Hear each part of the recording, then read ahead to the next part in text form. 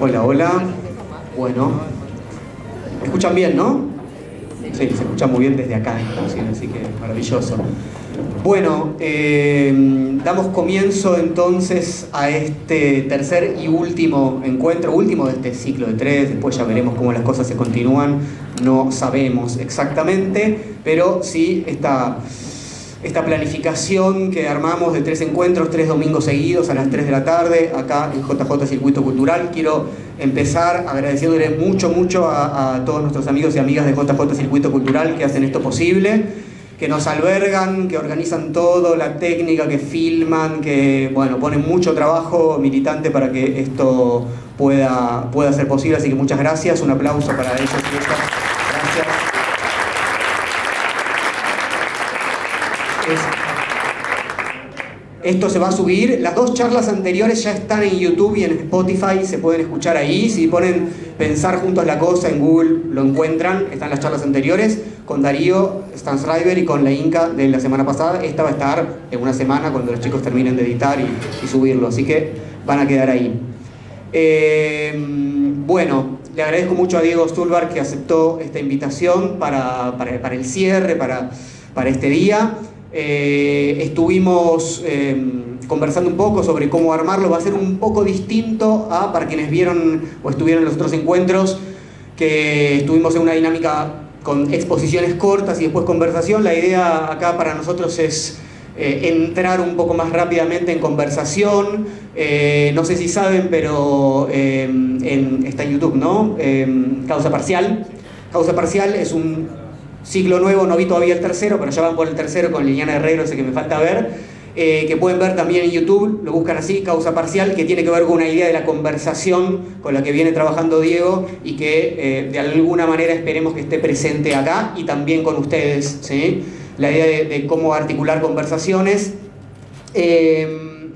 Por supuesto que para que una conversación sea posible hacen falta ciertas condiciones que nuevamente seguramente no tienen que ser muy cerradas, porque si no quizás la conversación se imposibilite y sea algo, ¿no? Una suerte de protocolo, pero sí cierto piso común sea necesario, cierto lugar desde el cual empezar a armar algo o cierto recorrido que se cruce en algún momento y pueda permitir una suerte de intercambio. En este caso, a partir justamente de los encuentros anteriores, que Diego vio los videos, lo que acordamos es comenzar con Nietzsche, porque estuvo muy presente, un poco por mi culpa, sin dudas, pero estuvo muy presente en los encuentros anteriores, y entonces llegamos conversando mientras estábamos pensando cómo armar este encuentro a un fragmento de Nietzsche que es muy importante para nosotros, al menos en nuestras distintas lecturas y nuestros recorridos, que aparece en su autobiografía, en Ecce Homo, ese libro que él deja listo para la publicación justo antes de tener su colapso nervioso y terminar, ¿no?, su proceso de escritura. Quiero entonces básicamente leerles el fragmento para que lo tengamos presente, porque la discusión va a partir un poco desde ahí, ¿sí? Y a partir de eso vamos a arrancar, y sobre todo para quienes no lo conozcan, ¿sí?, a este fragmento. Entonces, de Ecce Homo, esto está en la sección séptima. Es una sección que él arranca diciendo: otra cosa es la guerra, y pone un punto, ¿no? Viene hablando, ¿no?, de otras cuestiones, por supuesto, de su vida, ¿sí?, porque es una autobiografía. Viene hablando de su recorrido y dice: otra cosa es la guerra, y toda la parte séptima tiene que ver con la guerra. A partir de la mitad de esa parte séptima, que es este fragmento que dura 2 páginas, dice esto: mi práctica bélica puede resumirse en 4 principios. Primero, yo solo ataco causas que triunfan. En ocasiones espero hasta que lo consiguen. Segundo, yo solo ataco causas cuando no voy a encontrar aliados, cuando estoy solo, cuando me comprometo exclusivamente a mí mismo. No he dado nunca un paso en público que no me comprometiese. Este es mi criterio del obrar justo. Tercero, yo no ataco jamás a personas. Me sirvo de la persona tan solo como de una poderosa lente de aumento con la cual puede hacerse visible una situación de peligro general, pero que se escapa, que resulta poco aprehensible. Así es como ataqué a David Strauss, o más exactamente, el éxito en la cultura alemana de un libro de debilidad senil. A esa cultura la sorprendí en flagrante delito. Eso tiene que ver con la primera intempestiva de Nietzsche, ¿sí? Un libro de juventud de Nietzsche. Así es como ataqué a Wagner, o más exactamente la falsedad, la bastardía de instintos de nuestra cultura que confunde a los refinados con los ricos y a los epígonos con los grandes. Y cuarto, yo solo ataco causas cuando está excluida cualquier disputa personal, cuando está ausente todo trasfondo de experiencias penosas. Entonces, esos son los 4 principios de la praxis belli o la práctica bélica, la forma de hacer la guerra, en la que Nietzsche da cuenta, ¿no?, comparte con nosotros en su autobiografía, cómo él enfrenta determinadas situaciones, determinadas fuerzas. Vamos a empezar conversando a partir de esto. Yo quería, para empezar, enlazar con un pequeño, muy pequeño fragmento que está en El crepúsculo de los siglos, que es un libro muy cercano en la obra de Nietzsche a este, es decir, del final de la producción nietzscheana, y que tiene una de las frases que quizás sí, si no conocían este fragmento, ustedes seguramente conozcan, porque es una frase muy repetida, que dice: lo que no me mata me hace más fuerte. Pero en general no se suele citar el título de ese aforismo. En muchos casos Nietzsche titula sus aforismos, y este es un caso. El título del aforismo que dice, cuyo contenido es "lo que no me mata me hace más fuerte", es de la escuela de guerra de la vida. Es decir, que la pregunta por la forma de hacer la guerra tiene que ver explícitamente con el modo en el que se busca hacerse más fuerte, más vital, más afirmativo, más creador. Y por eso la pregunta por cómo se hace la guerra, a quiénes, con quiénes, de qué manera, estableciendo qué tipo de alianzas, desde qué lugar, articula la cuestión que puede pensarse como un diagnóstico también del propio estado de las fuerzas. Empecemos a conversar a partir de esto. Primero, se ataca lo que triunfa. Clarísimo. A veces hasta se espera a que lleguen a su momento de mayor dominación. Luego, se ataca solo, cosa sobre la que me gustaría que conversemos, porque ese solo no lo pienso yo nunca en Nietzsche, ni quiero que lo pensemos hoy en tanto aislados, ¿verdad? Solos como individuos solipsistas cartesianos, no de esa manera, sino que solo acá implica un compromiso genuino, que da cuenta de un trabajo que uno hace sobre sí, sobre su propia historia, sobre el modo en el que uno fue atravesado por otras instancias y entonces se encuentra en una situación que permite otro tipo de alianzas que no sean las del grupo identitario, digamos las de la patota, ¿sí? No se ataca a personas. Nietzsche pone ahí un par de ejemplos, ¿no? Strauss y Wagner. Wagner, en el momento que lo ataca a Strauss, Wagner era para él un aliado, y después Wagner se transforma en alguien que no implica nunca de ningún modo una cuestión personal, ¿no?, sino un síntoma. Un nombre es un síntoma ¿de qué? De un estado de fuerzas determinado que implica cierta situación de peligro. Si uno se ve en la necesidad de involucrarse en un enfrentamiento, es porque hay un peligro. Es porque hay un estado de fuerzas que de algún modo reclaman poner en evidencia un peligro que quizás no sea tan evidente, y eso, como los peligros nunca son abstractos, siempre son concretos, no son ideas universales, sino que encarnan en nombres, en figuras, en agrupaciones, en instancias concretas entre las que estamos involucrados. Entonces, claro que van a tener nombres. El problema, y me parece muy lúcido en Nietzsche, o uno de los problemas que podemos tener, es que el nombre nos omnibule, ¿dije bien? Obnubile, gracias, obnubilar. hay que usar palabras más fáciles para no caer en ese problema también, ¿no? Que nos deje tontos, digámoslo así, ¿sí? Que nos tare. Y por último, en este primer repaso rápido, que no hay disputas, digamos, personales, por envidia, por resentimiento, porque eso implica que uno arranca en una situación de debilidad, sino que uno se vitaliza en ese tipo de disputas. Bueno, ¿se escucha bien? También yo estoy muy agradecido por la invitación de Diego y he visto los videos y vi que son, acá se arma un espacio de conversación. Eso se agradece muchísimo. Cuando veo que Diego insiste tanto en Nietzsche, vuelvo sobre la época en que leí con más pasión a Nietzsche y recuerdo hasta qué punto, digamos, pasar por Nietzsche es rehacer la cabeza de uno, ¿no? Me gusta mucho la invitación a volver a pasar por ahí. Como va a ser una conversación con Diego, que es un filósofo, y eso me pone a mí como a conversar con los filósofos con los que converso, digamos, con los filósofos con los que converso, se me ocurría decir dos cosas para empezar. Espero que no se me haga largo, porque la idea, como dijo Diego, es pasar lo más rápidamente posible la conversación. Ya estamos conversando, si quieren. Por un lado, si vamos a hablar de la práctica bélica o la praxis belli, dos cosas quería proponerles.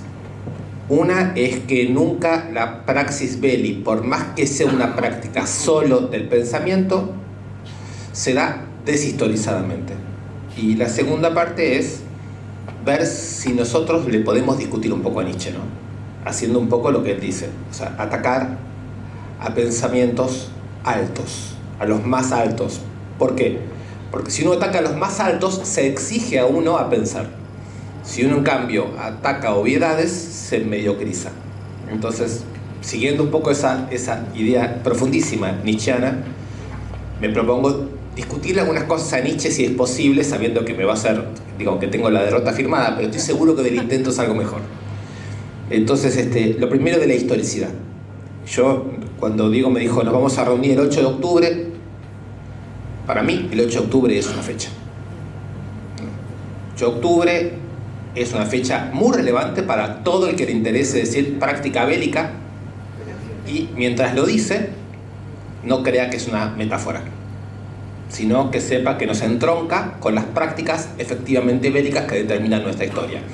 El 8 de octubre del 67 es capturado en La Higuera, Bolivia, Ernesto Guevara, Che Guevara, asesinado el 9 de octubre por el ejército boliviano bajo órdenes de la CIA. Esa historia no es antigua. No es antigua. No es posible entender hoy en Buenos Aires o en América Latina la palabra praxis bellis sin conocer cuál es la historia de práctica bélica que determina nuestro presente. Y quiero decir que el hecho de que a Guevara se lo recuerde como una persona que luchaba por un ideal moralista y que se sacrificó y que es una especie de Cristo, nos da la muestra de la incapacidad que tenemos de seguir dialogando con esa figura. Esa es una figura cerrada. Todo Nietzsche nos serviría para entender todo este problema de la cristianización de las figuras de las luchas. Quizás nos convendría más decir algo que yo creo que nos va a poner inmediatamente bajo la pista de lo que queremos charlar hoy, es pensar que la idea de humanidad nueva que le interesaba a Guevara era la idea de una humanidad por fuera de la relación orgánica con la mercancía. Cualquiera que quiera leer rápidamente sobre esto, está la carta que mandó Guevara en el 65, El socialismo y el hombre en Cuba, sobre el papel del individuo en la revolución. Y ahí podrán ver cómo la tesis principal de Guevara era que una conmoción de masas sirve para cortar el cordón umbilical que liga al individuo con la mercancía. Entonces, praxis bellis contra la subjetivación mercantil. Pocos momentos de la historia de América Latina iluminan tan claramente el tipo de problema en el que estamos, aun si no nos da la solución para resolverlo. Entonces, esto es lo primero que tiene que ver con la historicidad. Quisiera agregar algo más de la historicidad, si me permiten, porque desde ayer a la mañana no logro salir del impacto, de la barbarie, de lo que está ocurriendo en este momento en un territorio que nunca queda del todo claro cómo llamar. Israel, Palestina, Palestina, Israel, las dos palabras juntas, querríamos que se pudieran decir siempre juntas.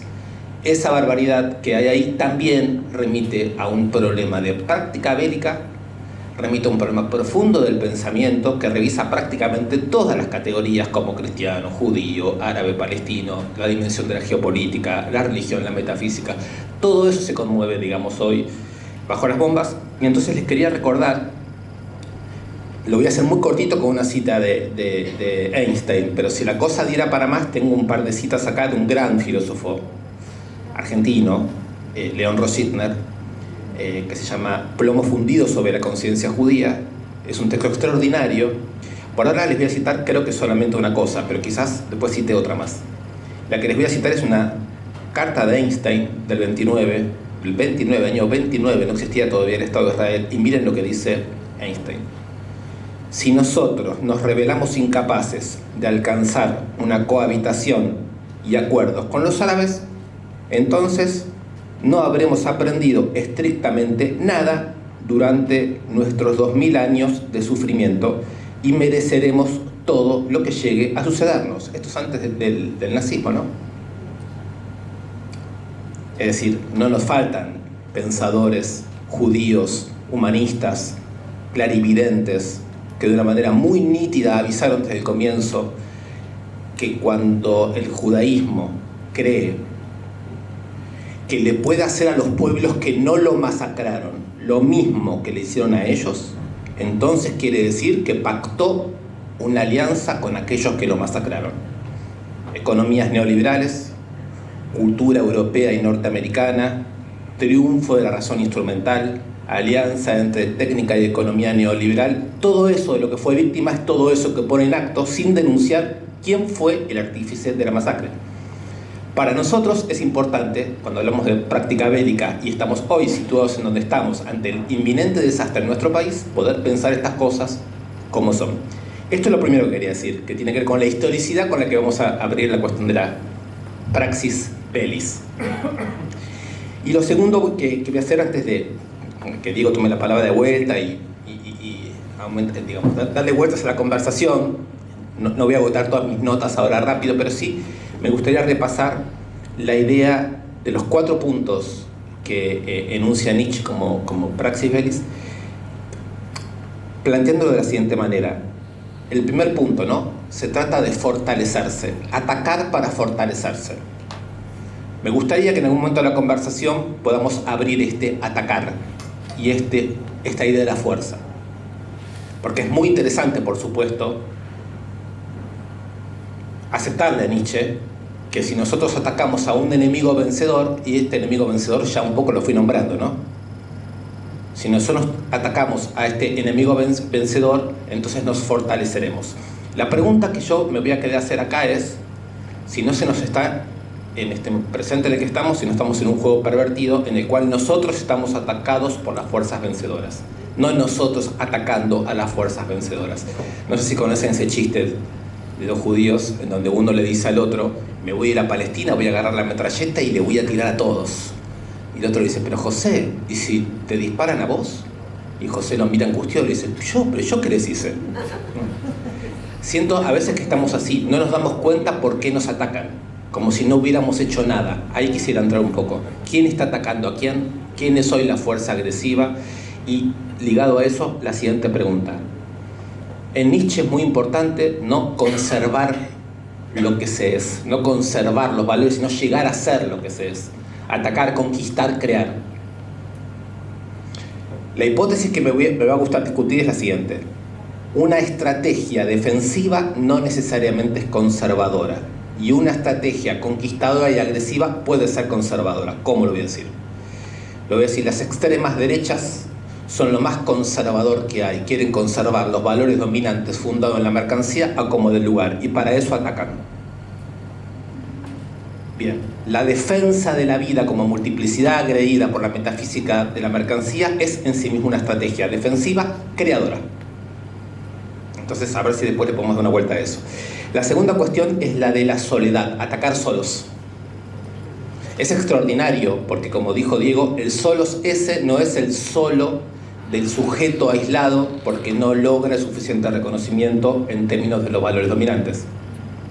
Es el solo de la singularización, es el que hace pasar la fuerza por el mismo, es el que hace que la enemistad o la lucha pasen por el mismo, que la pueda procesar, que despierte toda la multiplicidad que hay en él, todo aquello que no será dócil a la unidimensionalización que el enemigo impone. Esa idea de enemistad no supone aislamiento, supone que cada quien que participe singularmente, participe con toda su multiplicidad despierta. Eso me parece absolutamente extraordinario, y quizás en algún momento podamos meternos más en la diferencia entre el solo aislado y el solo que no es un solitario, sino que es aquel que actúa a partir de la activación de su singularidad.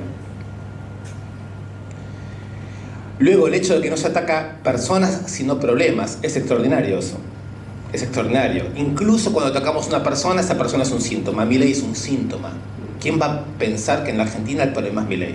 El problema es la extrema desigualdad económica. Eso lo hizo Milei. El problema es la enorme precarización. Eso lo hizo Milei.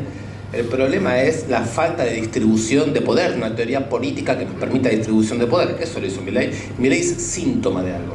Pensar en él solo sirve si es para pensar problemas. La ineficacia política en la que hemos caído en los últimos años nos tiene que llevar a pensar problemas. Si en lugar de pensar problemas nos asustamos ante un síntoma, no estamos bien ubicados en la práctica bélica, ¿no? Y finalmente, la idea de que el ataque no es personal, quiere decir que los motivos no son personales. Es extraordinario porque es la apertura al mundo. No me encierro en mi neurosis, ¿no? Me salgo de mi neurosis. No estoy tratando de saldar algo que tiene que ver con mis fantasmas. Estoy tratando de abrir al mundo y pensar. ¿Pensar qué quiere decir? Pensar que ni lo que pasó hace 50 años, ni lo que pasa en otro lugar del mundo, ni lo que pasa con figuras adyacentes me son ajenas. ¿En qué sentido me hablan? ¿En qué sentido resonamos? ¿Cómo se constituye fuerza colectiva? Entonces, dejo acá, y después en algún momento me gustaría proponer, como Diego anticipaba, otros puntos para armar una práctica bélica, pero no otros puntos para sustituir los de Nietzsche, sino para sumarla a los de Nietzsche, que son unos puntos que harían que la conversación sea parte de la praxis bélica. O sea, me parece que ciertas conversaciones, que ya hablaremos, deberían alimentar nuestra idea de práctica bélica. Bien, bueno, muchos puntos ahora ya tenemos acá para compartir. Está claro entonces, a ver, algo de lo que estamos conversando, ¿no? De que nos podemos fortalecer haciendo frente a cierto tipo de enemigos, ¿no? De determinada manera, y nos debilitamos si lo hacemos de otra manera. Entonces la cuestión no es simplemente a quiénes nos enfrentamos, sino cómo lo hacemos. Y si atacamos lo que fracasa, por ejemplo, y no lo que triunfa, o dentro, cuando vos reafirmabas esto de que, bueno, hay que habérselas con lo más, por ejemplo, Nietzsche, ¿no? Con algo bastante potente de alguna manera, aunque no sé si podemos decir que Nietzsche haya triunfado, pero sí que tiene una potencia muy grande y que el solo hecho de tratar de estar a la altura, yo pensaba que eso no lo dejaba de decir Gramsci, ¿no? Cuando discutía desde la cárcel, ¿no? Y decía, bueno, tenemos que discutir con los fascistas en tanto han triunfado. Decía, hasta que no entendamos por qué han triunfado, bueno, no podemos entender nada, no vamos a salir con 3 fusiles de acá a hacerle frente a algo que ha triunfado en términos sociales, en términos, ¿no? de una cierta hegemonía, etcétera, etcétera.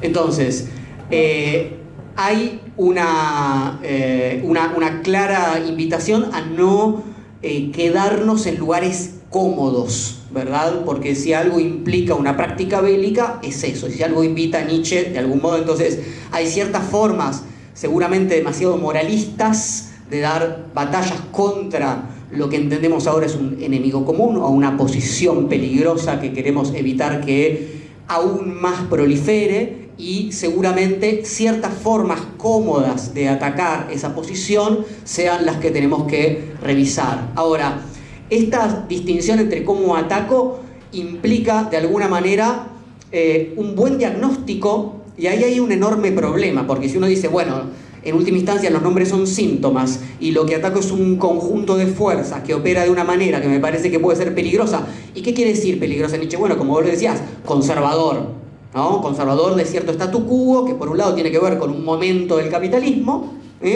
y por otro lado tiene que ver con cómo eso se enlaza con determinadas fuerzas que llamamos directamente o neofascistas o neoconservadores en el sentido moral, etcétera, ¿no? Valores familiares, valores heterosexuales, toda esta cosa que estamos viendo que prolifera. Ahora, la cuestión, y esto vos también que sos buen lector de Spinoza, ¿no?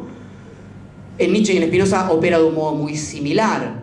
Cuando uno está debilitado quiere decir desorientado, cuando no comprende muy bien cómo pasan las fuerzas, cómo es el diagnóstico, justamente más erra en el diagnóstico, y esa es parte de la cuestión. Uno puede quedarse encerrado, ¿sí?, en una suerte de enfrentamientos que, cuanto más desorientados estamos, peor son.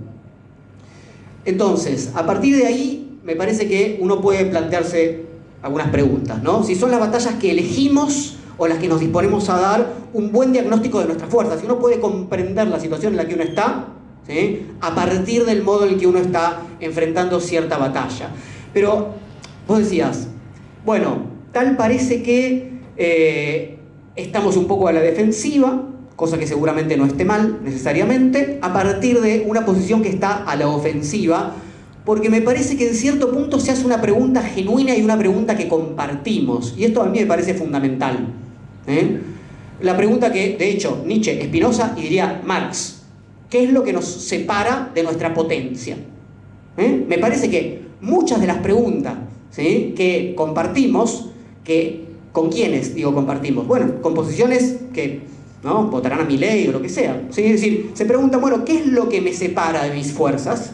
Se lo preguntan de una posición, claro, individualista, solipsista en cierto sentido, se lo preguntan ya poniendo la respuesta, ¿no? Es el Estado, son los impuestos, es el progresismo feminista, woke, lo que sea, pero hay una pregunta ahí compartida que es fundamental, a mi juicio, ¿sí? Porque tiene que ver con la situación de impotencia, con el diagnóstico de desorientación en el que de alguna manera estamos.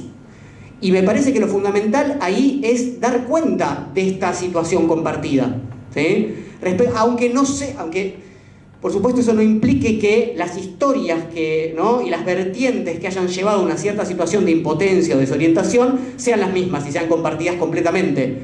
Pero sí hacia una época de reconfiguración de las fuerzas mucho más radical de lo que quizás estamos dispuestos a pensar o a comprender o a saber enfrentar.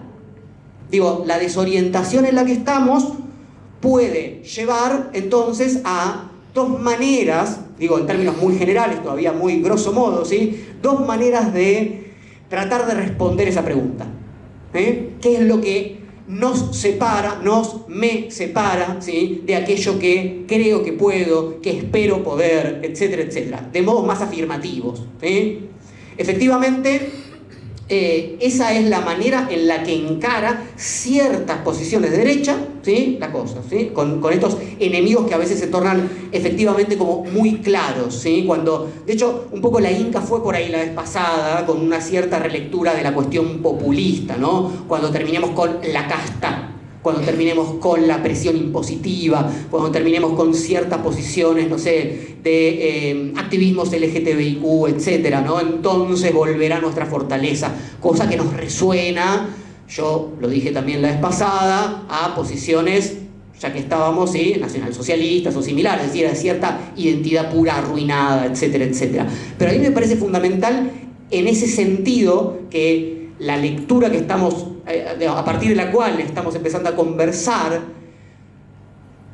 es potente justamente porque permite ingresar en el eje ideológico, que es el eje quizás en el que más fácilmente nos podemos orientar, aun si ese eje de por sí es tan complicado hoy en día, ¿sí?, el eje fortaleza-debilidad, que es el eje nietzscheano-espinociano, inclusive marxiano para mi gusto, ¿sí?, en términos de alienación, aunque en Spinoza y en Nietzsche la cosa no pase necesariamente por ese eje. Pero entonces, la pregunta, ¿qué hay en común respecto al problema de la impotencia en la que nos sentimos? Impotencia, y por eso dije lo que dije al comienzo de esta segunda intervención, impotencia es desorientación. Desorientación en el sentido de no comprender, de no poder discriminar lo que aparenta ser fuerte de lo que lo es. De no poder ser sensible a estas, por ejemplo, como vos decías, a que la posición a la defensiva respecto a ciertas articulaciones de bien común, de proyectos colectivos, de organización política y demás, tienen una fortaleza en germen, que eso no implica que estén dominando. Por ejemplo, para decir algo muy sencillo, la misma idea que podemos escuchar de que la diferencia, ¿no?, entre un loco y un genio es el éxito, ¿sí?, que seguramente han escuchado. Bueno, justamente da cuenta de una, a mi juicio, ¿no?, de una debilidad a la hora de poder medir adecuadamente las fuerzas, ¿sí?, porque el éxito implica, en última instancia, un éxito entendido en términos de valores dominantes, ¿no?, de la, digamos, valoración en formas de, como decía Diego recién, la relación entre individuo y forma mercancía. Entonces, la imposibilidad de dar cuenta de formas de creación de valor en germen, de formas de creación de valor nuevas, desde mi perspectiva, desde una perspectiva nietzscheana, se lee justamente como parte de la debilidad, ¿sí?, de poder dar cuenta de nuevas formas afirmativas. Siguiente cuestión, ¿salvo que quieras intervenir? Bueno, esto que vos traías respecto de el atacar solos, dividido entre el individuo y la singularización, el compromiso, ¿sí?, y enlazado con ese epígrafe del texto de León Rossigner de Einstein, que decía: si no somos capaces de cohabitar de alguna manera, ¿no?, y de generar acuerdos con... Y uno dice, bueno, ¿cómo es que un pensamiento, diríamos, humanista, como el de Einstein en ese caso, que es, ¿no?, un famoso humanista en sus cartas, eso siempre está como muy presente, y un pensamiento nietzscheano, que es bastante antihumanista en cierto punto, ¿qué puede haber ahí en común para pensar lo que necesitamos pensar? Que es la pregunta por el encuentro con el otro, a mi juicio.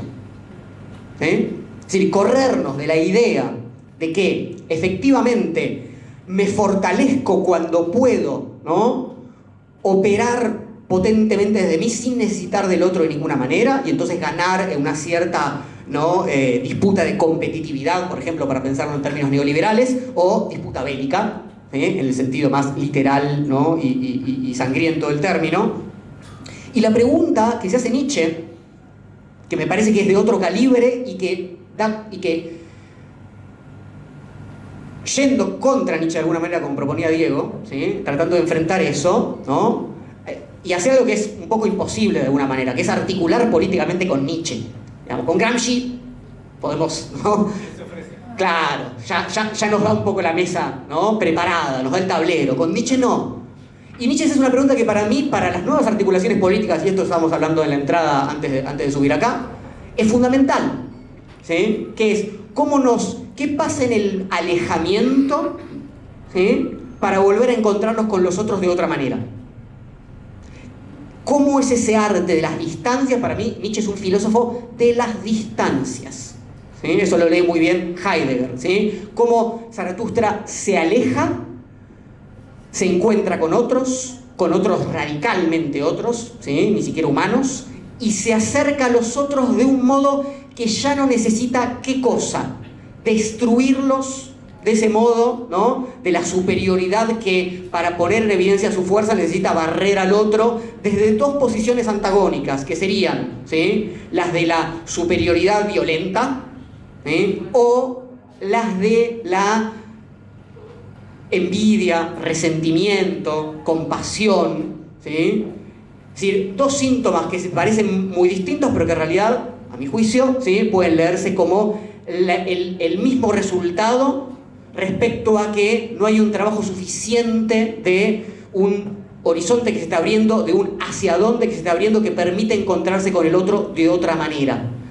Hay en ese sentido un momento que a mí me parece fundamental cuando Zaratustra baja de su caverna al comienzo de Así era Zaratustra y se encuentra con ese eremita en el bosque y le dice el eremita: tu ojo es puro, ¿sí? Ahí ya no hay envidia, y entonces en el encuentro con el otro, esa posibilidad de cohabitación, de acuerdos, etcétera, no está atravesado por esto que vos llamabas en última instancia la neurosis, ¿no? La neurosis de, bueno, seré suficiente bueno para esto, el otro será mejor que yo, el otro es el que será más, me ganará, ¿no? Toda esta pequeñez, que es lo que impide digamos, y vamos a decir esto también, ¿sí? ¿Qué es lo que hace que la debilidad tenga que exagerar una fortaleza y ahí se torne violenta?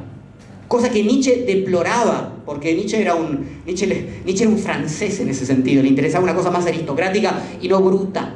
Entonces, Nietzsche sabía muy bien que cuando la capacidad creadora no podía ser sensible a los encuentros con los otros, a cómo se están articulando afirmativamente formas de vida colectivas, entonces lo que queda es o la compasión o el envidia o resentimiento, que pueden volverse brutales, que pueden volverse directamente fascistas.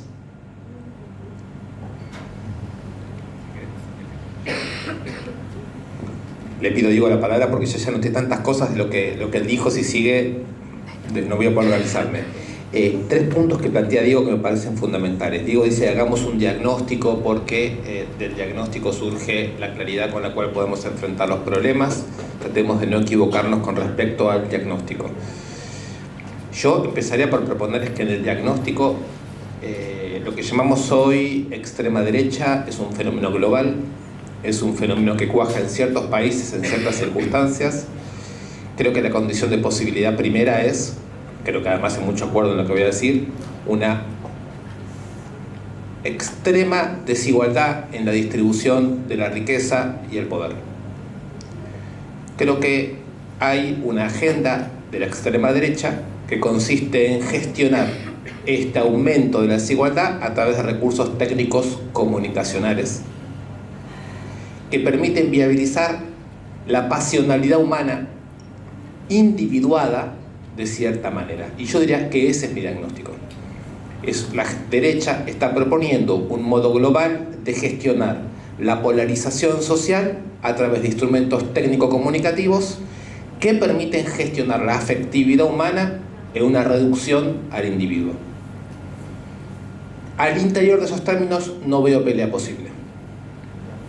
No veo pelea posible. Si uno asume que la pelea va a ser entre individuos apasionados bajo técnicas que no dejan de producir una personalidad de derecha, para decirlo con adorno, los intentos de desarmar eso desde ahí adentro los veo catastróficamente imposibles. Por lo tanto, importante ver el diagnóstico. De ahí no se deriva evidentemente algo así como un saber o una estrategia, pero es importante tener claridad respecto de eso. En segundo lugar, tengo la impresión de que podríamos asumir que cuando hablamos de guerra o cuando hablamos del ejercicio de la fuerza, podemos suponer que se abrió el horizonte estratégico. Y si las derechas tienen estrategias, nosotros haríamos bien también en tener estrategias. Diría, creo que de una manera muy nietzscheana, que tener estrategias es abandonar discursos moralistas, que entre estrategia y moral se dan los dos polos del discurso. O se ingresa en un sistema de valoración moral, o se ingresa en un sistema de valoración estratégica, que es lo que yo les propongo, haciendo un eje bastante poco habitual entre Maquiavelo y Nietzsche. Por otro lado, si queremos conocer cuál es la historia de las estrategias que entre nosotros han permitido una y otra vez resolver cuáles fueron las estrategias moralizantes de lo que llamaríamos nuestros enemigos, y cuando digo estrategias moralizantes, digo estrategias que no se dejan ver como estrategias, que se proponen siempre como solución unitaria a una situación que no debe ser conflictiva. Diría que los organismos de derechos humanos en la Argentina dan una lección extraordinaria respecto de un tipo de estrategia específica que se llama terrorismo de Estado. Cuando se aterroriza a una sociedad para dominarla, es fundamental restituir una dimensión de sensibilidad colectiva para volver a poder pensar y no quedar congelados por el terror. Ahí tenemos una estrategia. Pero que hay un segundo momento importantísimo en términos de estrategias populares, o si quieren, estrategias defensivas, pero que constituyen una fuerza diferente. Y esto es lo que quiero decir, que no tenemos una única idea de fuerza. Yo creo que tenemos la idea por lo menos de fuerzas de dos naturalezas diferentes. Las fuerzas tal y como actúan para defender los valores dominantes, y acá me pondría a Nietzsche de mi lado, y las fuerzas que trabajan para hacer la crítica de los valores dominantes, que yo creo que en la Argentina en los últimos años tienen estrategias defensivas, pero estrategias defensivas de la multiplicidad de la existencia, no defensivas de los valores dominantes. Hay que aclarar esto, a como de lugar hay que despejar. La segunda estrategia Me gustaría ubicarnos un segundo en lo que fueron los movimientos piqueteros de fines de los 90, 2000, 2001, 2003. Estrategias defensivas que permiten decir con toda claridad que el sistema de la competencia neoliberal destruye barrios enteros, comunidades enteras, familias enteras, sujetos enteros, oponiendo ante eso la consigna de la dignidad y la acción colectiva. Segundo momento estratégico. Estratégico. El tercer momento estratégico que me gustaría nombrar son los feminismos. Sin entrar al interior de las discusiones complejas y ricas que seguramente hay en el feminismo, me gustaría nombrar la capacidad de diagnóstico que el feminismo tuvo sobre las formas de poder y de micropoder que pasan por el dinero, por el endeudamiento, por las formas de patriarcalismo tal y como se distribuyen en la vida cotidiana y arman un continuo entre deuda externa, grandes empresas, microdeuda y microtiranía, digamos así, en las formas amorosas y las formas de los hogares. Todas estas formas yo las considero estrategias defensivas, pero en el sentido de que defendiéndose de la agresión neoliberal es posible crear nuevos valores o crear otras fuerzas. Y tengo la impresión de que con todo eso a nuestro favor y sabiendo que hoy estamos entrando en una etapa nueva, habrá que pensar qué estrategias colectivas defensivas producen nuevos saberes, producen nuevas tácticas. Mi impresión es que siempre dentro de una estrategia defensiva, pero estrategia defensiva ahí no quiere decir renuncia a la fuerza, quiere decir condición de posibilidad de constituir fuerza, una fuerza que tenga naturaleza diferente que aquella que se presenta como conquistadora. En ese sentido me parece que sí, que es muy buena la idea de traerlo a Spinoza, ¿no? Spinoza es un autor del siglo XVII, como dijo alguna vez Goethe, yo puedo leer el libro de Spinoza, La Ética, desde el comienzo hasta el final, y decir, yo de esto estoy de acuerdo con todo, lo firmaría. Si no lo firmo es porque me queda la duda de qué es lo que Spinoza quiso decir con eso. Así lo leo yo a Spinoza, lo leo hace muchos años, lo leo enfáticamente, lo leo colectivamente. Me parece una inspiración fundamental, como le pareció a muchos, a Nietzsche también le pareció, a Marx también le pareció, bueno, a muchos les pareció una... Pero quién sabe qué quiso decir él en aquel contexto, ¿no? Yo me imagino para mí mismo lo que creo que quiere decir hoy para nosotros, pero es una imaginación. A mí me parece que un lector hoy es eso, es alguien que es capaz de imaginarse lo que ese filósofo le quiere decir, o en todo caso lo dice de otra manera. ¿Quién es uno después de haber leído a eso?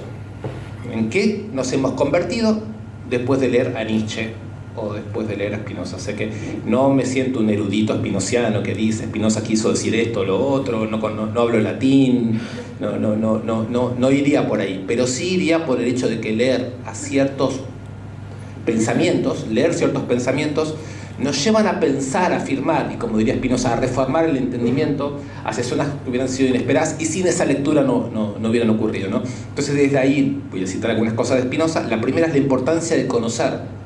Ahora, ¿qué es conocer? Conocer no es solo la erudición del lector, de la lectora, no es eso. Conocer es, pienso yo, estas figuras que acabo de nombrar.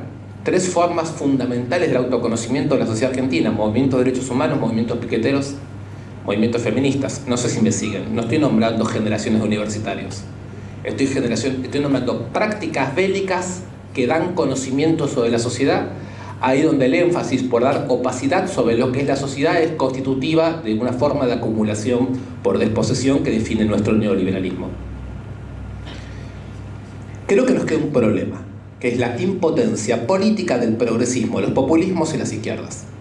Y creo yo que ese problema no lo plantean con claridad ni los izquierdistas, ni los populistas, ni los progresistas. Por lo cual, mi impresión es que en este momento, en donde ese fracaso es ostensible, estamos obligados a crear espacios donde poder hablar de esa impotencia política. ¿Cuáles son sus causas? ¿Cuáles son las lecturas que nos permitirían inaugurar formas de conversación y lenguajes para pensar esa impotencia? Porque por otro lado, esa impotencia nuestra, lo voy a incluir en esas figuras que critico, la impotencia nuestra ya no es una cosa que podemos hablar entre nosotros en secreto. Tomó la forma de una impugnación general a nuestras formas de vida por parte de las derechas. Con lo cual, o hacemos rápidamente una revisión crítica y potente, digamos, praxis bellis, digamos, con Nietzsche, o bien quedaremos encerrados en una cosa que ya no es impotencia, es puerilidad, digamos, ¿no? Entonces ese llamado me gustaría hacerlo. El segundo punto es el tema que Diego plantea muy bien, que es el de la soledad y el encuentro con el otro.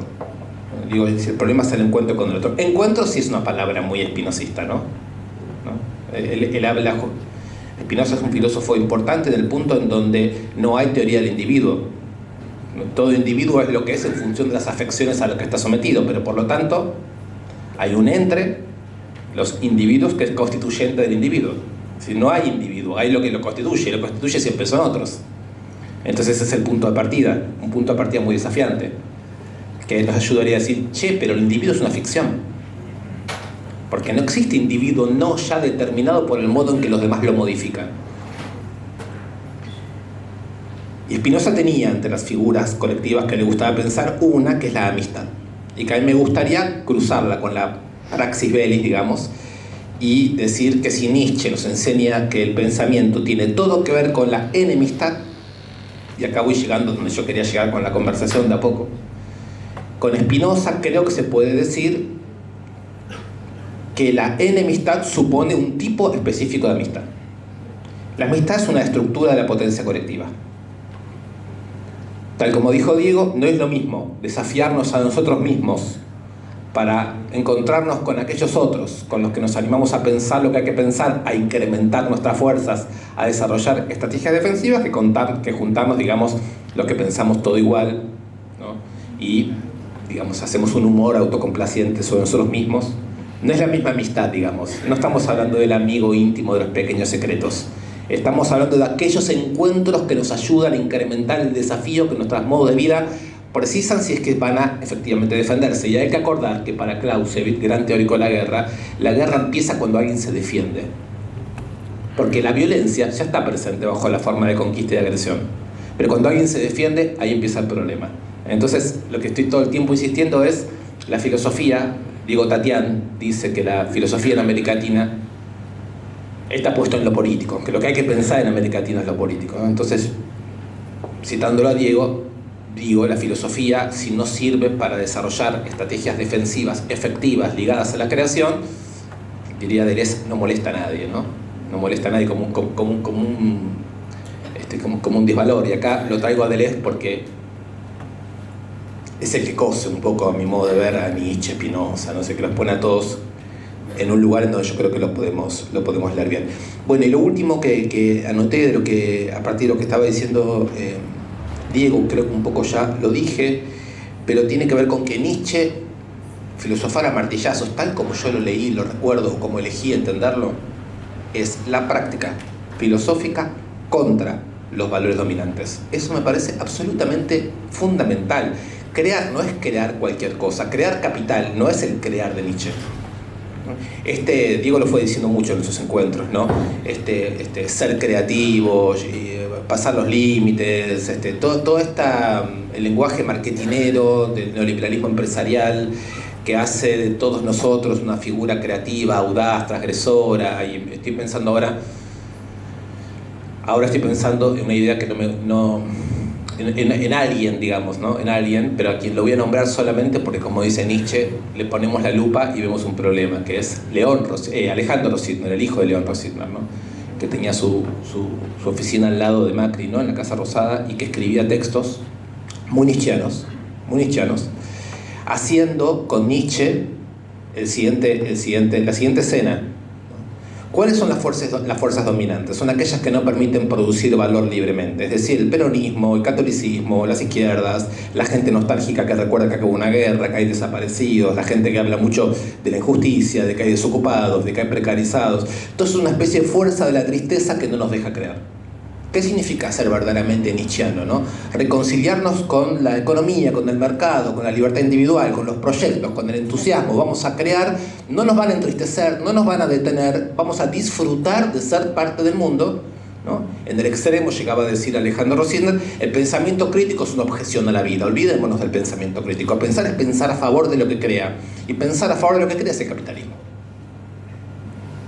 Ven, es un Nietzsche pobre, ¿no? O sea, es muy evidente que es un Nietzsche pobre. No tan evidente es que no tenemos que entregar a Nietzsche por eso, y que tenemos que preguntarnos, creo que es el proyecto intelectual de Diego, por otro lado, ¿qué quiere decir que Nietzsche nos permite hacer crítica a los valores dominantes, no acomodarnos en los valores dominantes? Esa es una diferencia abismal, ¿no?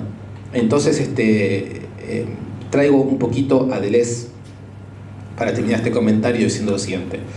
¿Puede el sujeto solo, aquel que no participa de la fiesta de los valores dominantes, convertirse en un sujeto desafiante?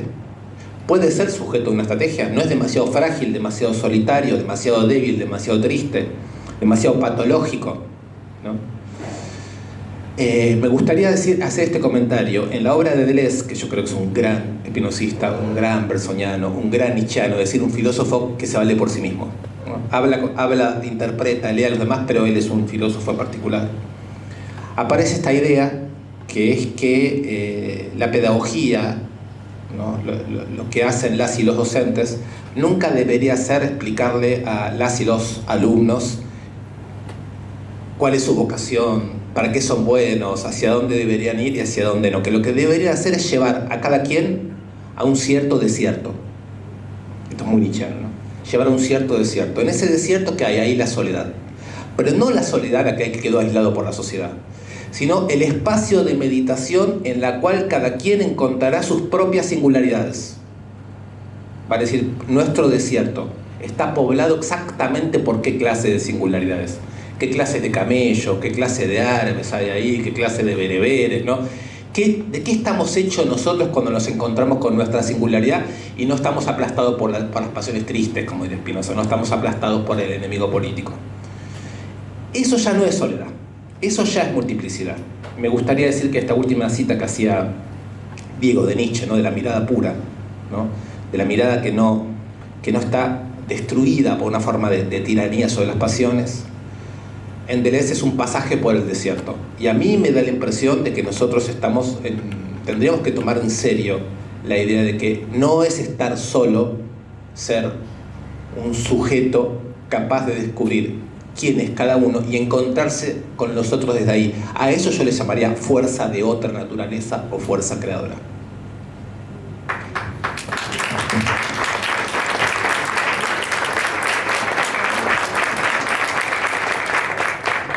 Bueno, lamentablemente estamos de acuerdo. Es mucho. Pensaba en que quizás esa diferencia, aun si suena muy cercano, es que una cosa es esa soledad del desierto nietzscheano, deleuziano, y otra cosa es la desolación del sujeto contemporáneo que propongo esto, que es, o sea, que fue puesto en la situación de desolación, que somos puestos en la situación de estar desolados.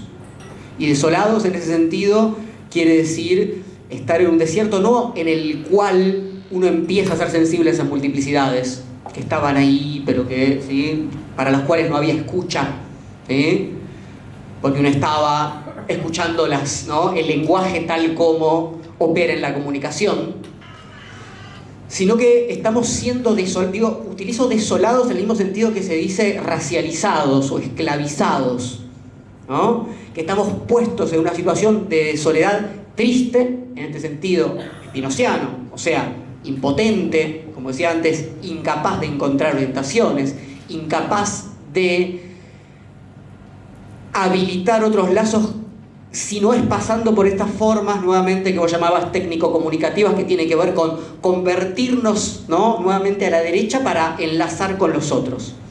Y no va a funcionar.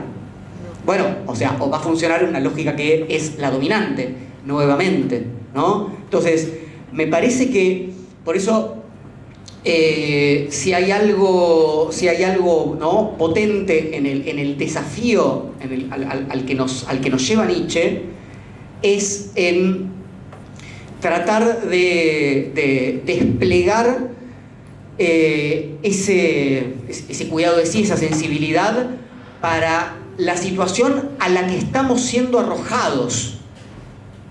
La situación en la que estamos siendo arrojados no no puede responderse, ya sé que me repito un poco, pero no importa eso, en última instancia.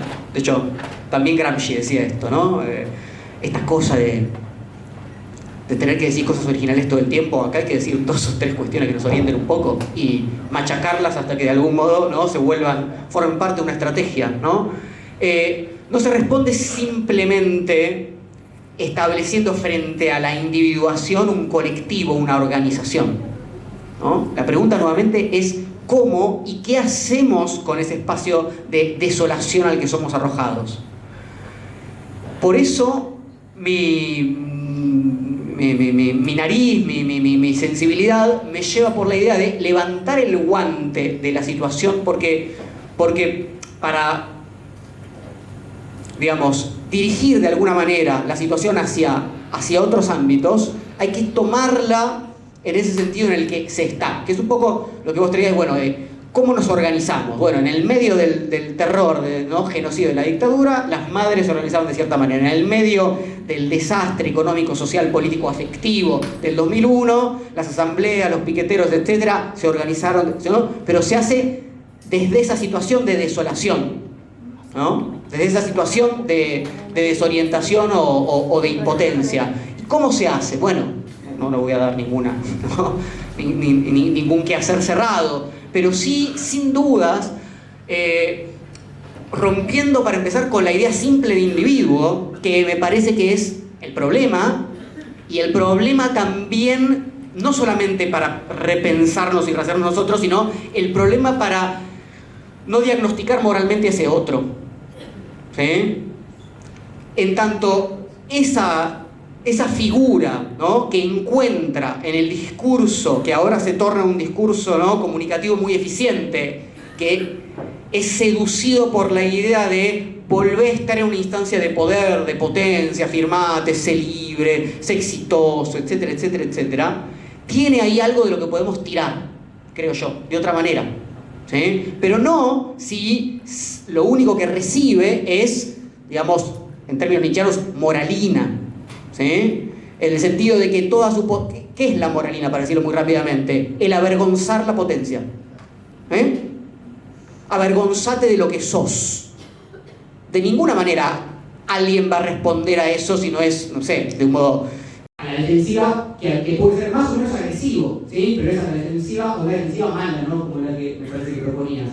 Entonces, lo fundamental, y esta es como la sensibilidad de Zaratustra, digamos, ¿no?, que para mí es un libro de estrategia política en ese punto, ¿sí? ¿Cómo me acerco a los otros? ¿En qué situación está? ¿Cómo están configurados? ¿Cómo me alejo y cómo voy articulando con algo que en ese caso está queriendo crecer? Y tiro de eso sabiendo que esos encuentros no son entre individuos, ¿no?, sino en relación a ciertos grados o vectores de las fuerzas o poblaciones o márgenes ahí posibles.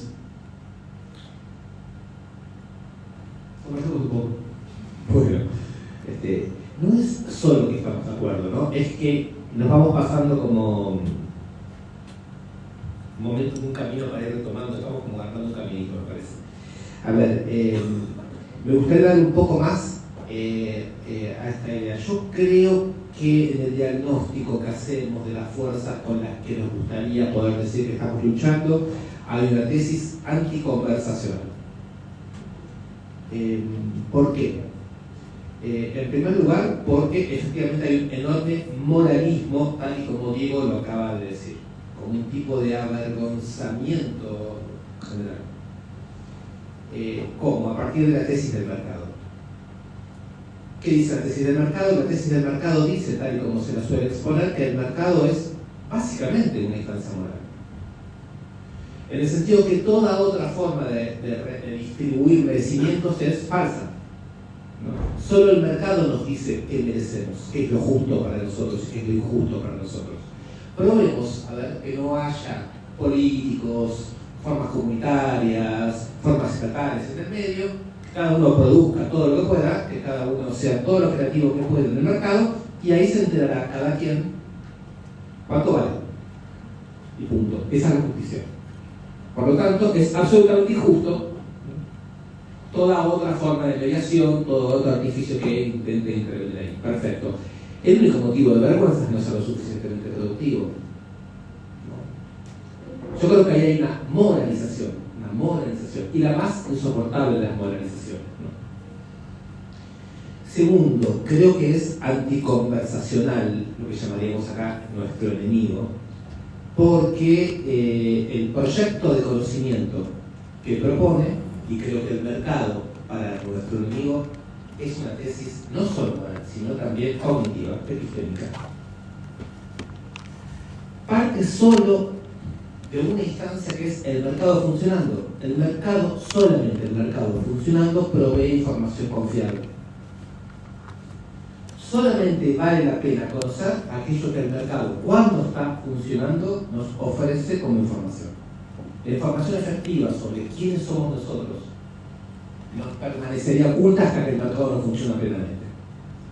Pero cuando el mercado funciona plenamente, tenemos toda la información efectiva de quiénes somos. Por lo tanto, todo el proyecto, en Spinoza se formulaba así: el proyecto de conocer las pasiones. De conocer las pasiones es muy distinto que los moralistas que juzgan las pasiones.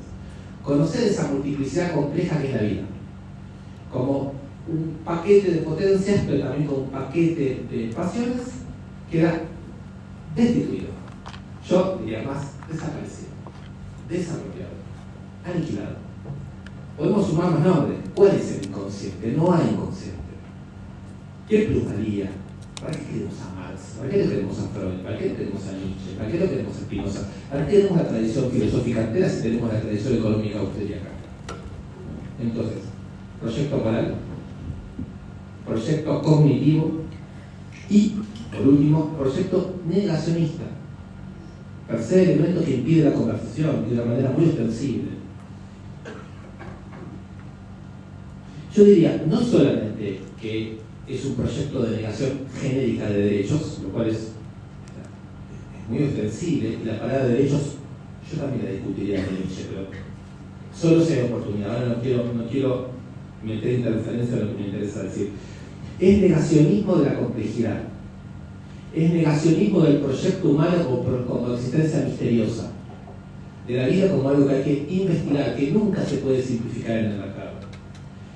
Es negacionista del calentamiento global, es negacionista de los también desaparecidos. ¿Qué más quiere negar? Toda historicidad, toda lucha, toda fuente de sentido, toda dinámica problemática, todo lugar de investigación. Ahí no hay conversación, ahí hay una imposición tiránica, moral, cognitiva y política.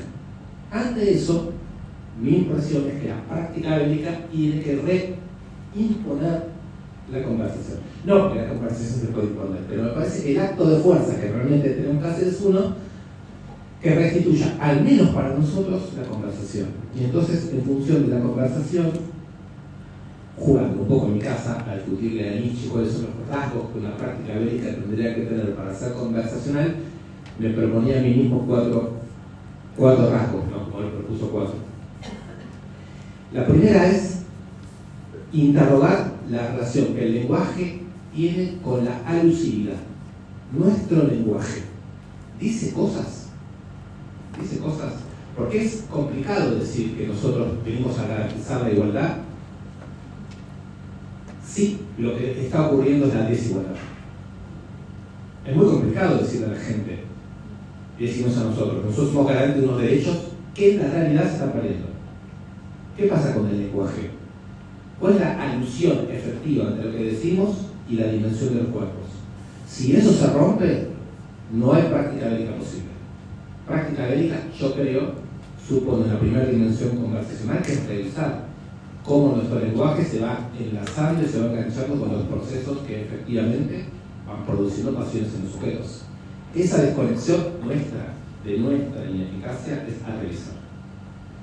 Segundo, que me parece, lo dijo mucho, para mí es muy central, creo que ya Nietzsche lo tiene en cuenta, lo que dice es sacudir la autocomplacencia. No podemos festejarnos. Festejarnos a nosotros no es índice de que nuestras estrategias cambian. Es decir, hay un problema que yo veo ahí con la autocomplacencia, con la seguridad muy propia del progresismo político de que nosotros somos los que tenemos razón y pensamos bien. Esa situación nos deja frente a los demás en lugar de una insoportable pedagogía. Siempre darle clases a alguien sobre algo. Sobre historia, sobre SIDA, sobre economía, ¿no? Hay una conversación que surge del sacudimiento de la autocomplacencia, que yo la pongo como un rasgo de la construcción de fuerza. ¿Sí? Luego, la apropiación violenta que creo que tenemos que hacer de textos y discursos. Es un comentario un poco antiuniversitario que estoy haciendo. Está bien leer bien todos los textos, saber exponerlos, saber compararlos, saber comentarlos, pero con la inteligencia artificial todo eso me parece que va a quedar un poco anacrónico. Lo que me parece que hace la diferencia es nuestra capacidad de tomar posiciones en los textos, tomar posiciones en los discursos. Es decir, esto es lo que nosotros decimos. Así leemos nosotros, ¿no? Un poco esta respuesta, ¿no?, a lo que, como decía Diego, podría ser el avergonzamiento de nuestros discursos, ¿no? La capacidad de leer ya no puede ser más la de hacer resumen. Porque, insisto, la inteligencia artificial ya nos lo da hecho. Y finalmente, me parece que hay un punto quizás más difícil de discutir, que es benjaminiano, de Walter Benjamin. En algún lugar él dice que el fetichismo de la mercancía nos da un sueño aún no redimido. Es decir, que lo que nosotros deseamos en el mundo de la mercancía no es del todo condenable, por el hecho de que se bajo la forma de fetichismo. Es nuestra añoranza de la riqueza colectiva que solo podemos soñar bajo la forma invertida y presentada bajo la forma neoliberal. Por lo tanto, la condena moral de la riqueza añorada nos debilita. Y creo un cambio que nos fortalecería reconocer el derecho a desear, a soñar objetos, diseños, experiencias que se dan bajo la forma mercantil, discutiendo la forma mercantil de proveerlos. Es decir, una alianza nuestra con la riqueza, no con la forma mercantil. Entonces, me parece que sobre este proyecto nosotros podemos conversar ahí donde lo que se está imponiendo es la no conversación. Quisiera nombrar 3 ejes de conversación que serían esto. No sé si ustedes lo conocen, supongo que muchos conocerán a Bifo Franco-Berardi. Él viene proponiendo una conversación. Esa conversación dice así: ¿sigue siendo la política el lugar donde nos hacemos fuertes o hay que desertar? Piénsese lo que se piense de la tesis de Bifo, nos está proponiendo una conversación. Yo no la desdeñaría, que si no tomaría partido a priori, no la apuraría a juzgar qué es lo que pienso de eso. Abriría, porque me parece que ahí se nos está preguntando algo. ¿Cómo, en dónde construimos la fuerza? ¿Lo sabemos? ¿Sabemos cuáles son los gestos nuestros que hoy pueden constituir fuerza? Yo querría conversar sobre eso, me parece una propuesta conversacional. La segunda, acabo de sacar un libro, un importante pensador político argentino, que es Alejandro Horowitz. El libro se llama El kirchnerismo desarmado. Y ahí él hace una breve lectura de coyuntura, dice algo así como lo siguiente: a partir del año 76, año que, porque voy a decir ahora, no es un año viejo, no es un año lejano, no es un año perdido, digamos, en la historia, se establece un patrón de acumulación de capital en la Argentina, por el cual, lo voy a tratar de decir lo más sencillo que pueda, pero como yo no entiendo bien, copio las fórmulas complejas para saber que entiendo. Vamos a ver si lo tengo que decir de una manera sencilla. El conjunto del excedente productivo se torna excedente financiero, y como excedente financiero se va del país por pago de deuda y garantizándole a las multinacionales las remesas de sus ganancias. Ningún sistema político, modelo político, se lo haya propuesto o no, ha logrado torcer ese destino. Tenemos que torcer ese destino, porque ese es el destino del empobrecimiento económico, material, subjetivo, simbólico, infraestructural, de forma de conocimiento de nuestro país y de nuestra continente. No podemos ya eludir esa discusión. Sobre eso hay que conversar. Y en Argentina no conversamos sobre eso porque siempre tememos que conversar sobre eso sea hacer el juego a una derecha amenazante. Creo que tenemos que volver a conversar sobre estas cosas. Y la última que quería plantearles es una conversación con Pablo Fernández, que ya nombró en un programita de televisión, que es de televisión, por mi generación decimos programa de televisión, en YouTube, digamos, en las redes sociales, en la que Pablo insiste mucho con no tomar en sorna el sistema de impugnaciones a un progresismo autocomplaciente. Tratar de entender qué pasa con la frustración qué pasa con la bronca, qué pasa con los tipos de lenguaje que se emplean en las redes sociales. Entrar con el menor nivel de prejuicio sobre el modo en que generaciones y sectores sociales están constituyéndose. De eso también tenemos que conversar. Entonces, insisto con esto, tengo la impresión de que nuestra práctica bélica tiene que incluir la conversación ahí donde la conversación está siendo aniquilada.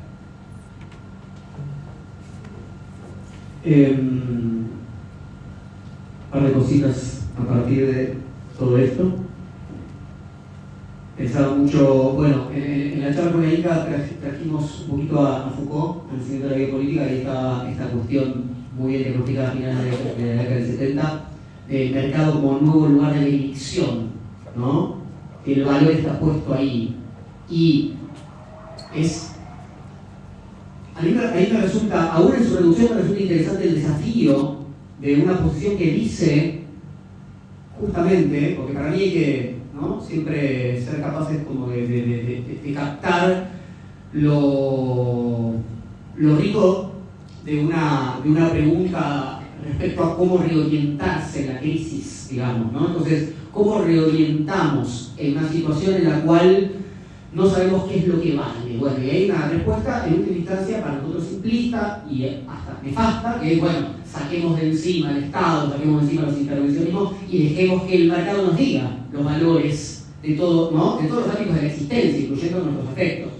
Eso, por supuesto, nos parece reductivo, nos parece empobrecedor, pero la pregunta, ¿sí?, por la evaluación en un momento de desorientación, me parece que es una pregunta que nos tiene que poner, ¿no?, digamos, sobre la mesa por qué es tan pregnante, o quizás por qué es tan pregnante los jóvenes, etc. En tanto, otras formas de valorar que los progresismos damos por hecho, evidentemente tienen menos potencia o han, ¿no?, devenido impotentes en ciertas situaciones más de lo que pensamos. En ese punto, a mí me gusta pensar esto en términos de una disputa de los corazones, digamos, ¿no? Pensando por un lado en la famosa frase de Margaret Thatcher, ¿no?, como momento de sinceramiento del neoliberalismo, ¿sí? En última instancia, ¿sí?, la cuestión económica, pero lo que se trata ahí es de cambiar los corazones. Digo, otra vez me parece que es un momento. ¿Quiénes son los que le hablan a los corazones? Es una historia larguísima. El cristianismo, sin dudas, Nietzsche lo sabe, tanto él fue criado cristiano y conoce muy bien, ¿no? Por lo menos tiene un cierto diagnóstico muy sólido. Evidentemente no es el único sobre el cristianismo, pero está claro que él piensa mucho y a mi juicio sigue siendo cristiano de algún modo. El neoliberalismo, a pesar de la reducción economicista que hace de la existencia, no deja de intentar una interpelación que, por supuesto, pone en las claves, ¿no? No solamente, y también me parece interesante esto, ¿no?, respecto a lo que traías recién de cómo se van configurando nuevas subjetividades al calor de dispositivos, ¿no?, técnico-comunicacionales, etc. No es solamente una invitación al cálculo y a la eficiencia económica. En ese sentido, me parece que hay una interpelación de los corazones respecto a esa capacidad de alegrarse a su manera, de encontrar una potencia a su manera, etcétera, etcétera. Y me parece que en ese punto la interpelación a los corazones que tenemos que hacer para que haya, entre otras cosas, creo que voy a llamar conversación, tendría que tener 2 o 3 elementos, que por supuesto lo tomo de Nietzsche.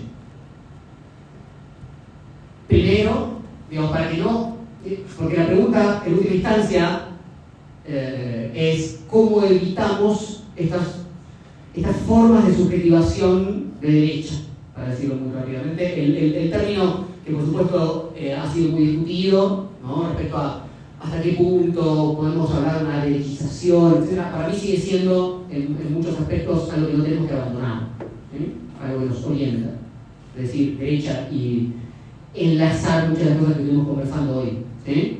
Por ejemplo, el mercado como lugar de elección.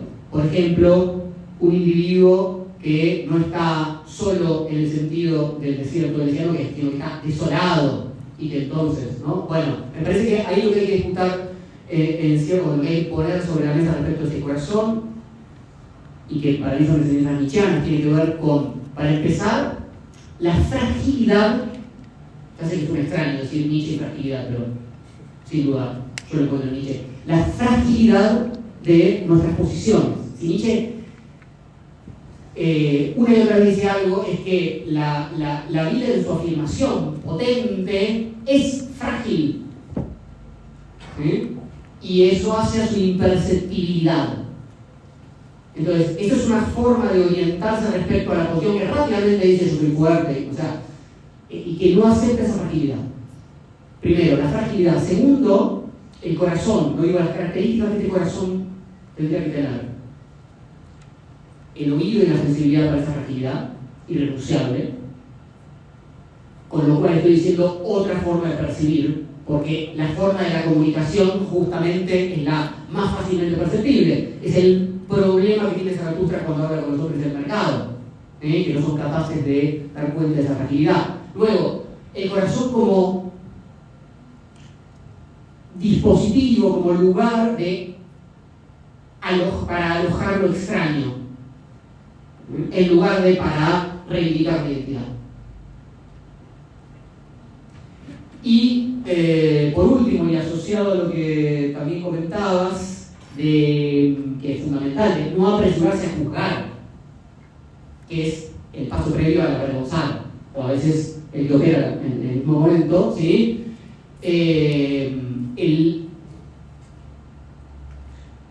Cuando decíamos moralizar, avergonzar, etc., lo que hacen los corazones es afirmarse más allá del bien y del mal.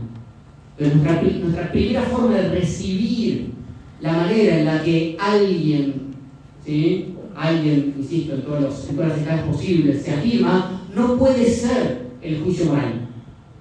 No puede ser el juicio moral. Tiene que ser un sí, ¿no?, que permita alojar algo de esa fragilidad que está ahí.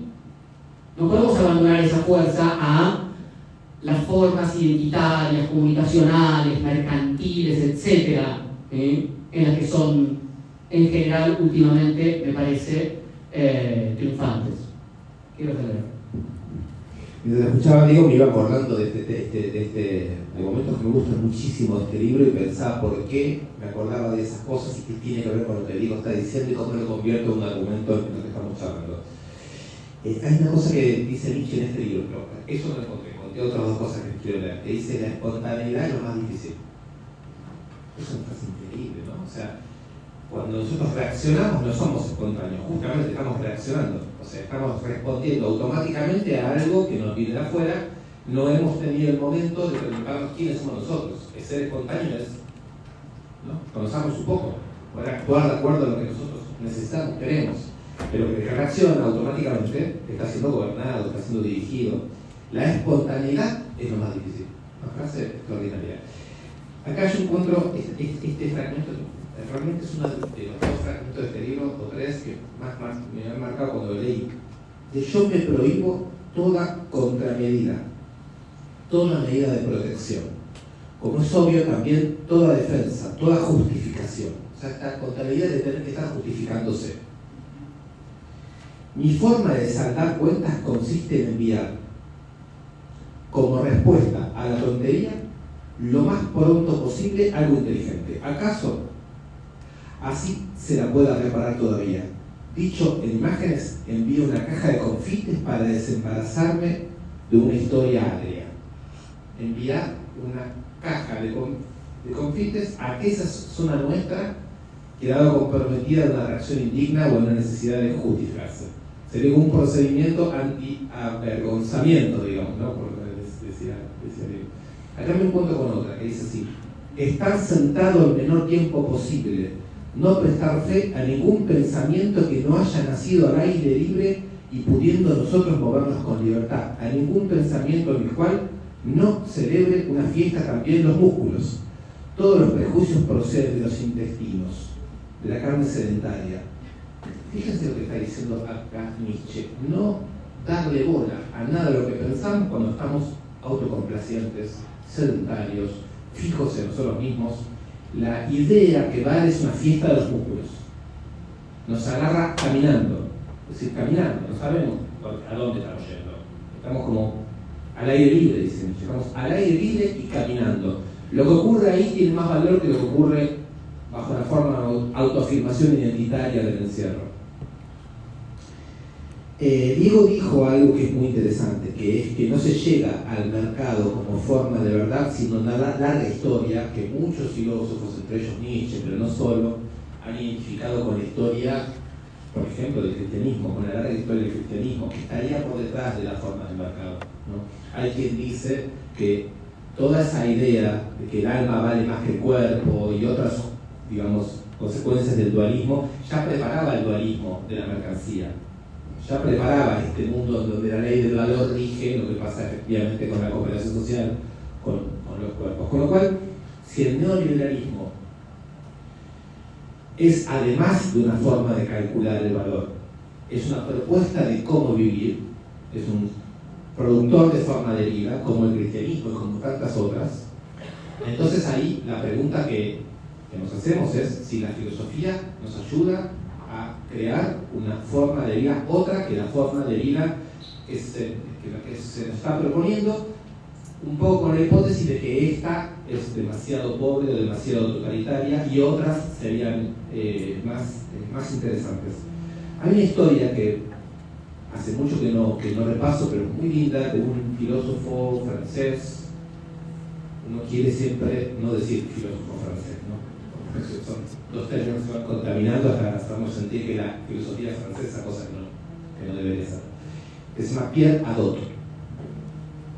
Pierre Hadot parece ser que de jovencito, quedó huérfano, creo que en la guerra, inmediatamente fue en los hechos criado por la institución Iglesia Católica Francesa.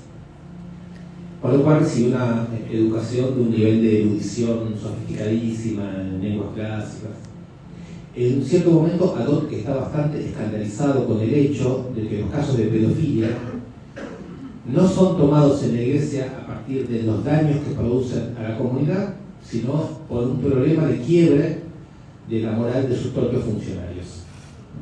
El problema de la crisis de fe que produce en los sacerdotes. Y Hadot se hace la pregunta sobre si la fe, en tanto que en relación con lo sobrenatural o con lo trascendente, no está en la base de un problema muy serio. La idea que Nietzsche se lo planteaba también, nosotros no somos capaces de creer en la vida, creemos en algo que necesariamente tiene que estar más allá de la vida, el cielo, en fin, ¿no? Alguna imaginación de otro mundo. No somos capaces de encontrar en esta vida y en este mundo y en esta tierra nuestras razones, ¿no? Entonces Hadot se pone a revisar la filosofía griega, preguntándose si en la antigua filosofía también estaba esta idea de que solo podremos salvarnos en una alianza con algo de otro mundo, o si tenemos maneras de aprender a vivir tomando en cuenta la vida de una manera inmanente. Y encuentra con que los textos de las escuelas filosóficas griegas no eran sistemas conceptuales cerrados, no era una competencia por decir toda la verdad, eran discursos que intentaban fundar escuelas, es decir, que estaban ligadas a prácticas de vida, eran discursos dirigidos a discípulos, y lo que intentaban era articular la dimensión discursiva con la dimensión no discursiva de la vida. ¿Cuál sería la dimensión no discursiva de la vida? No saber morir, no saber casar con angustia, no saber casar con el tiempo, ser sujetos pasionales. Es decir, que la filosofía era un intento de ejercitar la existencia, de descubrir cómo es vivir. Creo que a Hadot te gustaría decir que eso, a él lo llamaba ejercicios espirituales. A mí ese nombre no me gusta, pero cumplo con decir que él lo llamaba así. Me parece mucho más lindo la filosofía como forma de vida. La idea de que la filosofía puede ser una forma de vida supone que la filosofía no es una institución académica. Se supone que no es eso, sino que es la búsqueda de la felicidad fuera de la obediencia. Es decir, que es un aprendizaje, es decir, que el humano no sabe vivir. Como no sabemos vivir, podemos aceptar los protocolos, las órdenes, los imperativos para existir, o podemos tener una relación ética con el mundo, vuelve Spinoza, ¿no? Es decir, estamos sometidos a una serie de encuentros y en esos encuentros nosotros podemos aprender ¿Cuáles de ellos favorecen nuestra espontaneidad, para decirlo Nietzsche? ¿Cuáles favorecen nuestra espontaneidad y no nuestra sumisión? La filosofía como práctica de vida me parece que está amenazada, que está como fondo, y yo creo que Diego es una propuesta extraordinaria que lo va haciendo, ¿no? De muchas maneras, y bueno, esto me parece que es el punto al que yo llego después de escucharlo.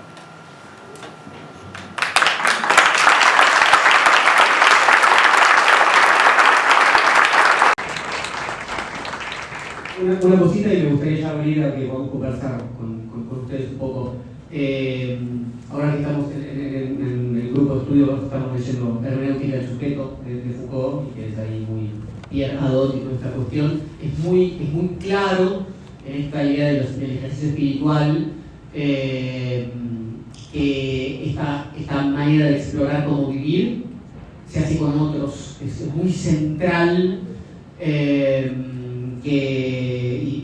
¿No? Pensando en lo que estamos conversando, ¿no? Grupos, guías, maestros, que lo primero que se hace es algo que como modernos nos resultaría un poco extraño, ¿no? Para que constituya ese cuidado de sí. El otro es fundamental, y es fundamental una cierta orientación con los otros.